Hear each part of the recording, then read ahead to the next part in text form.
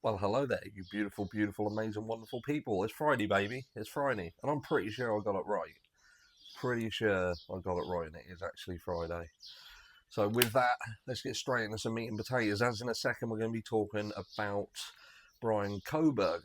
I haven't spoken about him for a while, but I just want to conclude out on Jay Slater because, look, when I come back into the UK, we will do a live, we'll knock heads, we'll have a chat about it, and put that to rest because there is some frustration, some real frustrations with that case, and yeah, we will talk about it. But yeah, Bryan Kohberger. Feel at the moment, unless you're really, really forcing content, there isn't really a lot that we can say. We can talk about it. I think it's good to talk about it to keep it out in the light, so to speak, so things don't start happening behind closed doors. Well, it's going to keep happening, isn't it? But we could anything else about that case be any more hidden if they tried? But look, there has been some herons set because we obviously know the trial is due to start on the 2nd of June 2025, which I will be streaming here every day from wherever I am. Okay. We also have, like I say, some herons coming up. We have the change of venue heron. We have a motion in limine coming up. We have motion to suppress coming up. But the important one is with relevance to the death penalty because it would say that they are going to be challenging the death penalty.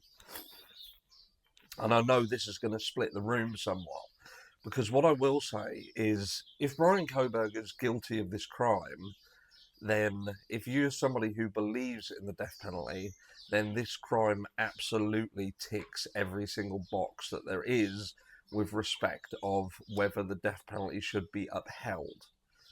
And this is where it gets into a real grey area. Now, I've had an interest in the death penalty. For those of you who have been around the channel a while, you'll know when I was at school, so what, 16 years old, I did my what would be like a dissertation.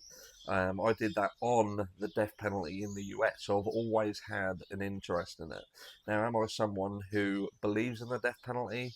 I think it's a real grey area with respect of should we as humans have the power to exterminate another human being. I think that's a dangerous, dangerous position to hold.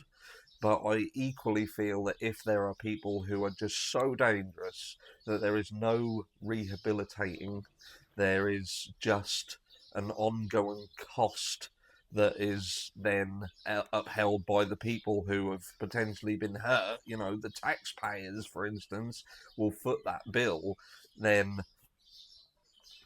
like I say, there are certain very, very specific situations where the death penalty may indeed be the only option. The only option.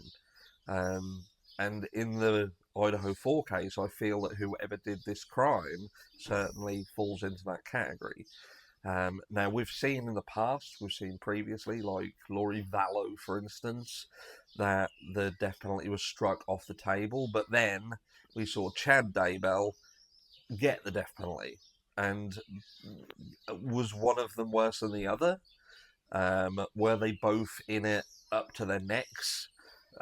Could it be argued that Lori Vallow was perhaps the worst one of the pair because of the dynamic of the crime and what it would have taken for her to have gone that far? Um, Again, it isn't an easy one, but I feel that the Daybell situation is a clear example of where you can have two people who are pretty much equal in terms of their part that they played in a crime, but almost like an administration situation was the difference between life and death. And I feel that's then what brings the entire system down. Because if you are talking about taking someone's life, the death penalty, then that system needs to be absolutely rigid. There cannot be any grey areas. There cannot be Do you know what I mean? That's my mind. In fact, I touched on this not so long ago. I touched on it with respect of it irks me that there are certain states that have the death penalty versus others that don't. And with the Idaho 4 crime, for instance, that is, well, look at it. You've got Washington, no death penalty. You've got Idaho, death penalty, and that is literally from where Bryan Kohberger resided to where this crime took place was about 9 miles.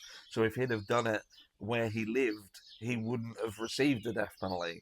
If because of where it was, he will likely receive the death penalty, because I can't. Well, for a start, I can't see him striking the death penalty off the table. I can't. Now, with respect of what the argument is for striking the death penalty, I suppose you've got a situation very similar to the Lori Vallow situation, in that you've got a case where we have seen consistently pushback from the prosecution in terms of what their knowledge is that they are going to bring forward in order to prosecute Bryan Kohberger. Now, they either from the very, very start had a strong case or they didn't. And there's no grey area with that. But what we did see is that they blocked the defence speaking to Bethany Funk. We saw them opt for a grand jury instead of going to a preliminary hearing. And then months down the track, we saw the likes of Payne almost prove that had it have gone to a preliminary hearing, it would have likely been bounced out of court then. We've heard the statements from Jay Logston reference even the grand jury had said that they need to see more. So all of these little things point towards perhaps, I hate to say it, but we've heard prosecutorial misconduct all the way along this, and there will be people who will argue and say no, there wasn't, but it seems that there was. You can't escape the fact that the way it looks like prosecutorial misconduct. It looks like they flat out hid things. It looks like they flat out didn't have things, and they utilised the system in order to push this forward when they didn't have everything that in reality they needed. And is that grounds to take the death penalty off the table? I think if you're going to take the death penalty off the table in a case like Lori Vallow, for instance, I think you've got no choice but to do it in here, because it could likely be used as an argument for doing so. But we know state to state is very, very different. Each state acts independently. They have their own laws, legislation, the way that their system works. And we know that Idaho, for instance, I don't think they're going to let go of this. I think they're going to absolutely try and fight hammer and nail, because we've seen them do it all along. Even with seemingly a weak case, they've pushed it this far. But that's what we've got. We've got coming up a challenge to the death penalty.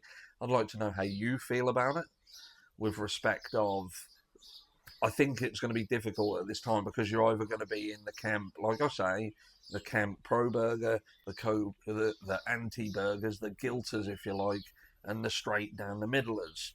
And I think that it will only be the guilters that absolutely feel that the death penalty should be left on the table.